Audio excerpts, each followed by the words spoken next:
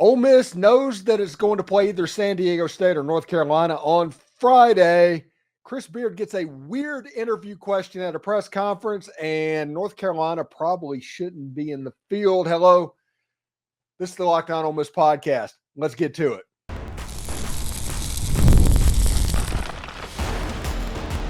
You are Locked On Ole Miss, your daily podcast on the Ole Miss Rebels. Part of the Locked On Podcast Network, your team every day.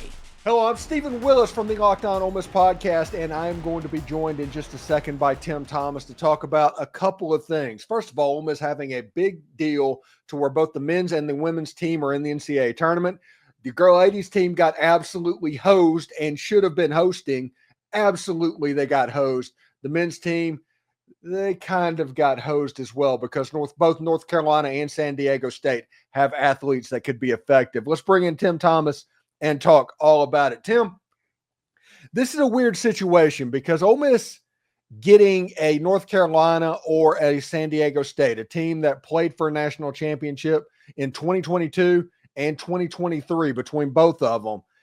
I compare this to basically Ole Miss getting Arkansas in the first round of the tournament because you are going to have dudes on both of those teams that can hurt you. They always have guys. They've been recruiting pretty well. You kind of see it the same way? Yeah, they both teams will be very good. But just be honest about North Carolina, I'll go ahead and say it.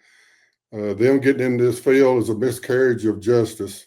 We need to get Trump, Elon Musk, and Doge on this. That's not good. Something went wrong there. The brand, the politics, the money, something happened there. A lot of people are upset. I'm upset. I don't understand it. What happened there is the athletic director got a $100,000 bonus for North Carolina making the tournament, apparently. Yeah, I don't know how all that transpired. They supposedly said he went out of the room, but you know how that goes. Yeah. The head guy, the boss, what are you going to do? But they got a decent team. They R.J. Davis, the point guard, he's really good. He's been there forever. And the other team, San Diego State, like you said, they played in the tourney. They did really well the last couple of years. Didn't win it, but got real close. And they have a really good coach and several good players. We'll see how it goes, but main team I'm worried about is Ole Miss Rebels, getting their legs back under them, resting a few days, and Beard and his staff doing their magic. And I'm going to be honest about this game. Whenever you see stuff like this, everybody's going to talk about North Carolina and all that. Once they make it into the tournament, it doesn't matter what their record was or their quad one games. It's how they can beat you or if they can beat you and how many different ways they can beat you. And the reason that North Carolina and San Diego State upsets people as Ole Miss being an opponent is because they have the talent to athlete you. It's not like playing a normal mid-major to where everything has to be on before they step up and get you. This is a team that can really play. This is like playing Texas. This is like playing Arkansas. That's what Ole Miss has. Now, I say that and I say this. If Ole Miss plays as well as they can play, it doesn't matter how well North Carolina plays or San Diego State plays. If Ole Miss plays at its best, neither one of those teams can beat Ole Miss. Yeah, Beard reemphasized it yesterday at the Funky's Pizza selection show. That was good to see it there on the square. He just kept saying over and over, "Be us." I'm not exactly sure what he's saying, but in my opinion, is a better us. Rebound better, play better defense. They were locked in at the SEC tournament. They gave Auburn a great game, and they scored maybe 100 last time we played them, but close to it. This time they scored 62. And I'm not saying Auburn's playing their best right now, but Ole Miss is playing well enough to beat the top seed in the whole NCAA tournament or close to it. And we had a couple shots away. If Padula was hitting them, Morrell hit a few. But hopefully those guys will get their feet under them. He also mentioned smell the roses. He's pretty hard on him. That's be reasonable. He's from the Bobby Knight tree, the roots or whatever. He's hard on them. So he told them, let's smell the roses. So he's trying to, take a little gas off, so they won't be so tense. They can play loose, So that's kind of where he's going there. But they will be ready. It's a little different having to prepare for two different teams. He's never had to fool with that. He said it's a little different. So we got to watch the game on Tuesday night and see how it goes. But both these teams understand are not real good rebounding teams, so that's a good thing. And we're really good defense, and I think we'll do well. You know, one thing that's interesting to me is in tournaments past, the play-in games, there was one that went into the 11 seed line, and there was one that went into the 12 seed line. This tournament, both teams, both play-in games feed into the 11 seed line. Is there anything to read from that? I'm not sure. I noticed it too. They did it a little different this year. Everything's a little different. I'm not sure, Texas should have got in there. They were really close. I'm glad they did. I'm sure Greg Sankey had a lot to do with it. North Carolina could not have made that tournament unless Texas did. Yeah. I think they said that if UAB would have beat Memphis in the tournament, North Carolina would have fell out. That's what the one guy said. I assume he's telling truth on that one, but it's kind of fishy the way that happened. We just got to get over, like you said, we just got to get ready. But I got a good feeling the Beard and his crew, they know what they're doing. He's never lost a first round game, so I like that. I'll go with him on that. He's let's talk a minute about the reporter. We get no respect, man. Roddy Dangerfield, Ole Miss gets no respect. He talks about always having a chip on his shoulder, no matter who you play, a chip on his shoulder. Coach Beard got a little question the other day. We talked about it before we went on air. A guy from, I won't say his name, from NOLA Media. He asked the question. He might have done it in good faith. I don't know, but it seemed kind of fishy too. I mean, the fishy words today. But I'll try to paraphrase it the best I can. He said, Coach Beard, a person like you, a coach like you are, how do you feel about you're able to coach against great coaches like Coach Pearl and Coach Calipari? A coach like you, the person like you are, how do you feel about that? And Beard sat there a couple seconds, and he let I think he counted to 10 real quick because I could tell he was fixing to go off. But he did better than I would. I wouldn't have took it. He went through the whole history of his eight teams where he's been, and when he left, they were winners. And he mentioned Ole Miss is where he's at, and we're winners now, having a good record. Top 6 seed in our bracket, and he had a lot better than I did, but I thought that was not a very good way of putting it, and the guy that said that wasn't very smart. Yeah, it was really interesting because all I could think of was the Bob Knight that was on his chest over the course of the season. I was trying to picture how Bob Knight would have reacted to that question, and I was just waiting on Chris Beard, just like, okay, we're going to get to see it. He's going to go off, but Chris Beard did handle himself well. Yeah, and he also took up for his team. He said, I don't appreciate exactly what he said. He said, I don't appreciate what you're saying. I don't know if that's towards me or what, but I'm going to take up for my team, my staff, my players. I don't appreciate what you said. The way you said it, it's just not appropriate. And I think he held it really well. We have been disrespected this year, and, we have to gain respect. It's only the 10th time that we've ever been to the tournament. So it's a big thing for Oxford, for the University of Mississippi, and I hope that we can get our stuff together. I worry about Brown Jones. I try to find out where he was. He was not at the SEC tournament. I heard he was some kind of personal issue, and I'm hoping that Matt Morrell, like we've talked about, will get healed up his knee. Have about a week to work on that. And Padula he wasn't shooting well, kind of going through a slump.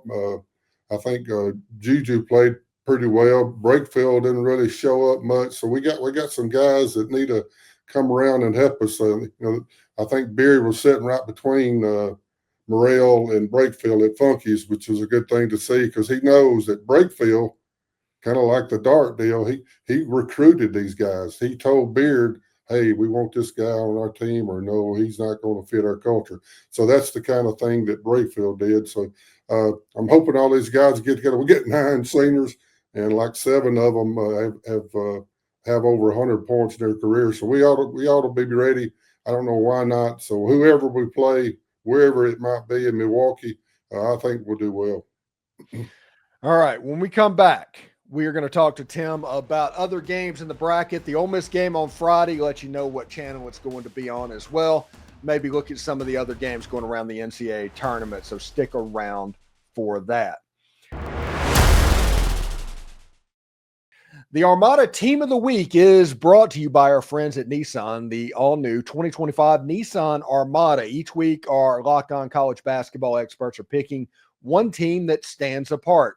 From top-seeded stars to unexpected upsets, these guys showcased strength and sheer power needed to push their team forward. This week's team of the week, clear cut, is the Armada team of the week, I should say, is the Florida Gators. The Gators are led by Walter Clayton, who averaged 17 points a game and just dominated the SEC tournament, winning each game by at least 9 points. It's clear that our team of the week is out here ready to conquer the road ahead with confidence, just like you in the all-new Nissan Armada or any of Nissan's outstanding vehicles. Take the Nissan Armada, Rogue, or Pathfinder and go find your next big adventure. Shop nissanusa.com. Life moves fast, especially when you have a family. One day you're watching your kids take their first steps, and before you know it, they are off to college. That's why securing their future is so important. Fabric by Gerber Life makes it simple to get term life insurance that fits your family's needs. With Fabric, you can apply for term and life insurance online right from your couch and be covered in under 10 minutes, in many cases with no health exam required. Fabric also offers free digital wills and access to investment accounts to help you plan your children's future. Join the thousands of families who trust Fabric to help protect their families. Apply today in just 10 minutes to meetfabric.com/lockedoncollege. That's meetfabric.com/lockedoncollege. Policies issued by Western Southern Life Assurance Company, not available in certain states. Prices are subject to underwriting and health questions. All right, let's go back to Tim Thomas and hit some of the other games in the brackets. We'll start out in the South region right now. This is from the bracket breakdown program on Amazon Fire TV. So if you have a Fire TV, you can check all of us on Amazon talking the NCAA tournament. So Tim, I like this bracket for Auburn. I really think Auburn is in really excellent shape. I think that Creighton game, if they play Creighton, could be a little bit tricky for them, but they have a chance to where they could make it all the way to the Final Four with really, depending on how a run gets made, Michigan State, Ole Miss possibly makes a run. Like I said, Creighton is the key game in their line in this bracket. Yeah, they do have a good run there. Several good teams, like you said. Michigan State's really good. Marquette's playing well. Iowa State are really hot right now. They got beat in the tournament, but they're really good. A&M, I think they'll make a run. They rebound so well. They do a good job. It's good to see there. Louisville there. We beat them. And several teams in this bracket we beat and soundly. That's Colorado State, Louisville. Who were some of the other? There were several teams in the bracket. Non-conference that we won against. So it was BYU, yeah. So it was good to see. It's going to be a little different. This tournament's a little they have longer TV timeouts. I thought Beard was telling the kids about that. So this bracket's to be good for the people with more, not as many people to play. Like Ole Miss, we're playing like 7 or 8 players. This is going to be good for us. But Auburn, yeah, you're right. They have a good bracket there to make it through. Yeah, and Iowa State, their point guard got injured in their conference tournament. He is out for the year. So Iowa State's without one of their better players, not their leading scorer, but it's probably their second leading scorer. You're looking at a much more defensive team with Iowa State potentially in the second round if Ole Miss makes it past the first. Yeah, I feel sure, I'm a homer, like we all are, but I feel sure we're going to make it. It's going to be tough, but I feel like we'll win. And then that Iowa State, I would think they would beat Lipscomb. Don't know for sure. You never know. It's the most wonderful time of the year. I had to get that in there. Sorry. I'm also wearing my NCAA March Madness shirt, as you noticed. Yeah, if we can get by Iowa State, that would put us in good shape. And I think that Michigan State be the one that would slide over there. We might end up, if Lord willing, we might end up playing Auburn on further down the road. Yeah, Lipscomb is a 3-point shooting team. Like all of their starting 5 shoots about 40% from outside the arc, and most of their shots are from outside of the arc. Yeah, I hadn't watched a lot of these teams. I just be honest with you. I try to watch Ole Miss sports the most I can. I try to catch all the basketball games, and I try to catch all the baseball and football, but it's hard to keep up with all these teams. I read a little bit, and I watched all the breakdowns on all the TV stations last night, but it's hard to pick up on these guys. But a lot of times you just have 1 or 2 players on the team some of these teams are not well known, and they can carry you for a while, at least for the first round, second round. But Ole Miss is ready. Beard's got them ready. He's got a great staff. They're gonna make a few changes. I feel like they'll do a few scheme changes. They'll. I hope they do some out of bound changes. They need to relook some of those out of bounds, especially underneath the basket. Seem like we have trouble and have the turnovers here and there. But there's a couple changes. I heard that Sankey said they're gonna call it tighter. We're used in the SEC of playing pretty rough, pretty tough, especially under the basket. They'll call it tighter, and it'll be longer TV timeout. So play hard as you can, and you'll get a good rest in between timeouts. And CBS and Turner missed an opportunity to have Texas A&M be in the last game of the day. So at the end of the game, you could have midnight Yale. Them playing Yale. Yeah, I'll let you go on that. I don't keep up with A&M. Yeah, the whole thing is their midnight pep rally that they have is called Midnight Yell. It's YELL. But if this situation, it could be at midnight, and if Yale won the game, it would have been a Midnight Yell, YALE. Yeah, a few years ago, my son, I keep bringing up Caleb. He played at UAB. We played at Texas A&M, and I looked down there, and all the cheerleaders were guys. I said, "Oh, I don't want to be here. I don't understand what's going on. I know it's the military school and all that, but." One of the guys near me sitting near us said, "What's the difference between the SEC, we're Ole Miss, and the SEC here at A&M?" I said, "Well, we got female cheerleaders, man. Where are your female cheerleaders? Where's all the girls at? All the guys wearing the military uniforms?" I'm sure it's changed a lot now, but that was something I remember. Yeah. Changing the brackets, Duke is the number one in the Eastern seed, and the question is going to be Cooper Flagg on that. He got injured in the ACC tournament. He might not play in the first round if they need him in that first round play-in game. That's a problem. But the reason we bring that up is in the round of 32 could very well be the Mississippi State Bulldogs. Yeah, they hadn't been playing really well, and I didn't hear anything about Cooper Flagg being a high knee sprain. I think it's just a regular knee sprain, so he'll probably be back. I've read that somewhere that he'll be back. He may not be full speed, but I played on a lot of those ankle sprains, and as long as it's not a high ankle sprain, you should be able to heal up in a few days. And they got rehab, and they take care of them pretty quick. They probably don't play to the Thursday or Friday, so they'll be good. And the state, I don't know which team will show up. The team that showed up at Oxford and whipped us pretty bad, or the last few games this year, they just haven't been playing really well. But, they're Mississippi State. They're in the SEC, so I'll cheer them on as long as they're not playing against us.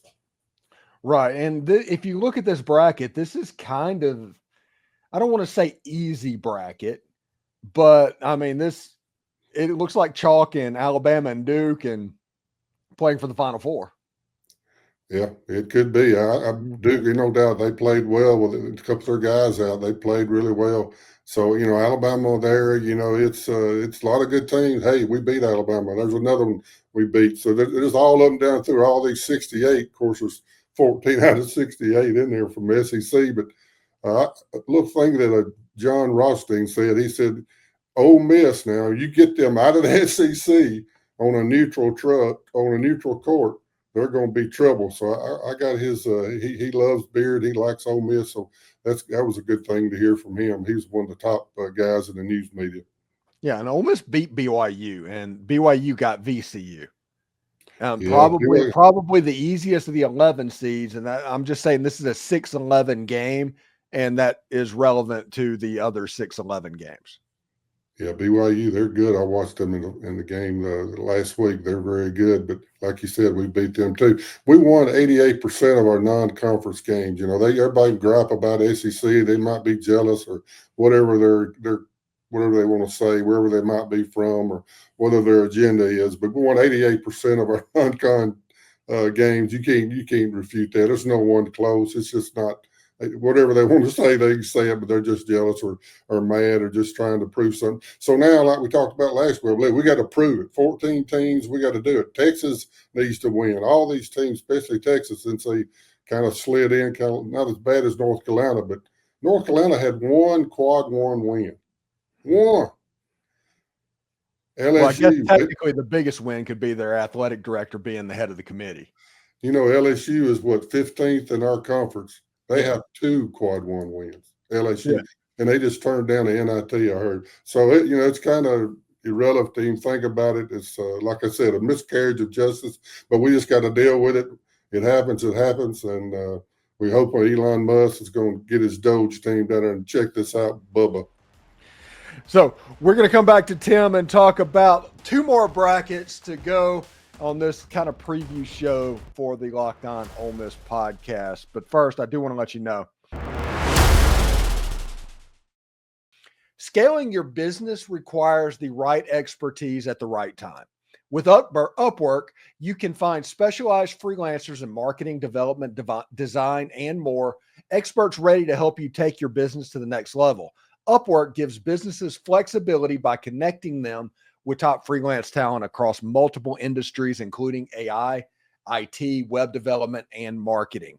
Whether you need extra hands for a project or a long-term partner, Upwork makes it easy to hire, affordable, and get help. If you need help with marketing, Upwork can connect you with a freelance expert who delivered incredible results in the past. Posting a job is free and simple within a day with multiple qualified candidates to choose from. Visit upwork.com right now to post your job for free. That's upwork.com. Upwork.com to connect with top talent and grow your business today. The NCAA Tournament is here, and so is the Bracket Breakdown. Locked On Podcast Network and Amazon Fire TV channels are teaming up to deliver NCAA Tournament coverage like never before. Watch studio shows featuring former players and Locked On's local experts as they guide you through every upset, buzzer beater, and bracket matchup. Stream it all for free on Amazon Fire TV channel. Search Bracket Breakdown to see it all for free. It's your team every day.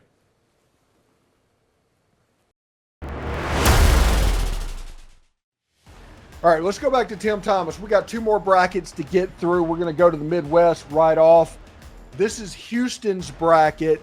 Whenever you look at it, Tennessee and Wofford, that's fine. That UCLA-Utah State game gives me a little bit of interest in that 7-10 game. Kentucky and Troy, without a point guard, that would be interest. Illinois is the other 6 seed with a play-in game. That's Texas and Xavier. I'm telling you, the number 6 seeds got punished in this bracket. Yeah, Houston, as we talked about several months ago when we started the season, we beat them in an exhibition game. Oh, there's another one.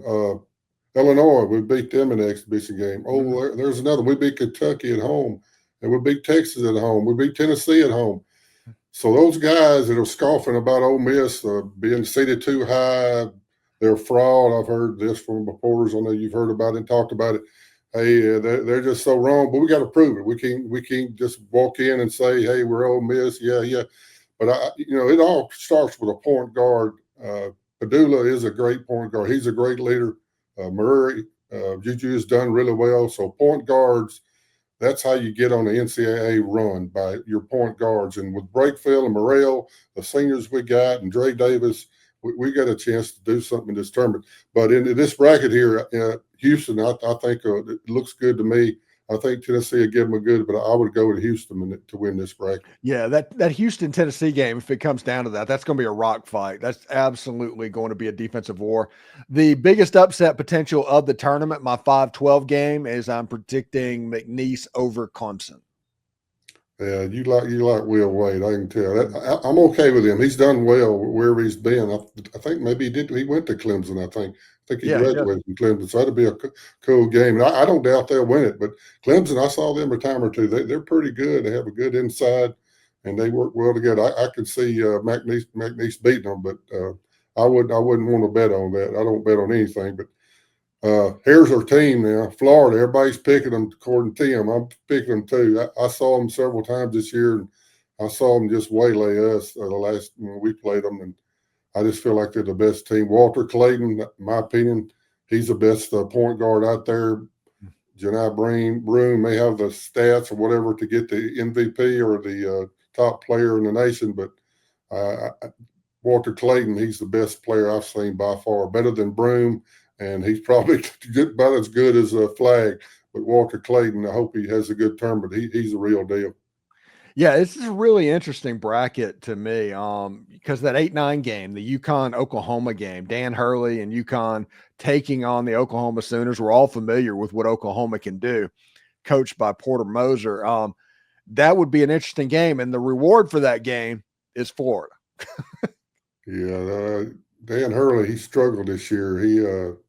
He talks about the portal, talks about NIL a lot. I saw something that Steve Halford put out. He coaches at Nevada, and that there a lot of people are frowning on this, mainly because they don't have the money to spend. I've heard a lot of people that around 7 to 10 million it's going to take next year to have a good portal team. And Ole Miss, we got Bowl, we got Flafke. I don't see us keeping Kyle Hurd. He really hasn't done anything. I don't know. It's not my decision, but hopefully we can keep Dia. I know he wants to go pro, but in my opinion, he ought to stay. He could be an all SEC type player if Dia would come back. But that's 7 to 10 million for 13, maybe 15 players now. If they moved it up, I don't know if they moved it up to 15. I know they were talking about, but you say 13 players, you go with 7 to 10 million just to cover that. That's things are getting out of hand. But yeah, Arkansas. Hey, we beat them. They're very talented. St. John's. I saw a little bit of their game. Rick Pitino. They're very, very good. So I would pick Pitino, the guy. He's a great coach. Everywhere he's been, he's done well. Let's see who else we beat. Who we beat on this one? Beat Arkansas. Beat Colorado State. There's another one. Oklahoma. Yeah, cool. Yeah. So every one of these brackets, it just keeps adding to what we've done this year. And Beard don't get the credit that he should. If we can keep him here, and I believe he's going to stay. He seems well at home. So I hope we can keep him. But this game, every who we play, neither one, it's all about the point guard. And I believe that Padula and Murray, they have given up some of their scoring to be able to share the ball.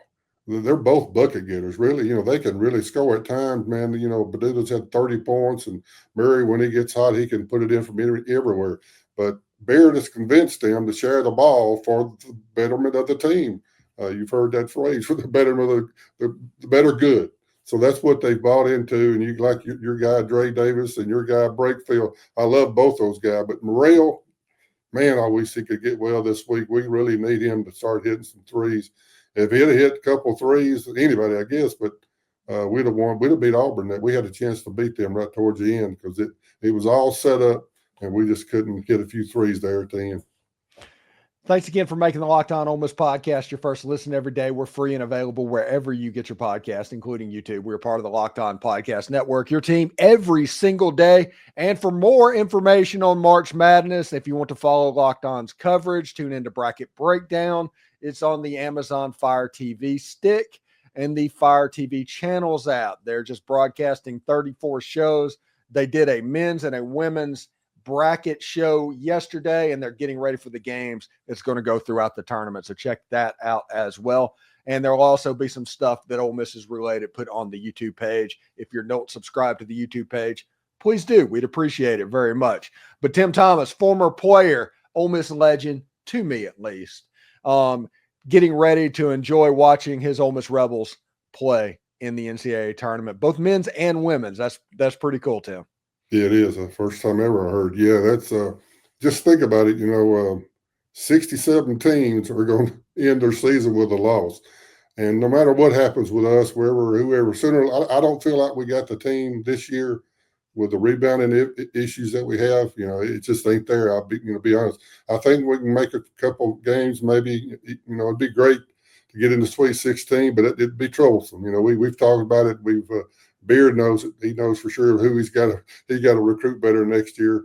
But I feel good about it. I think we'll go a round or two. We'll see how it goes. But whatever happens, we've had a great year. I'm proud of this team. All right, we'll take care. Well, we appreciate you stopping by, and we will talk to you next week to either wrap up the season or talk about a Sweet 16 game. So that should be pretty cool indeed. So Tim Thomas, former Ole Miss Rebel basketball player, joining us, and we appreciate it, buddy. Good deal. Thank you, Steven. Hotty toddy. Hotty toddy.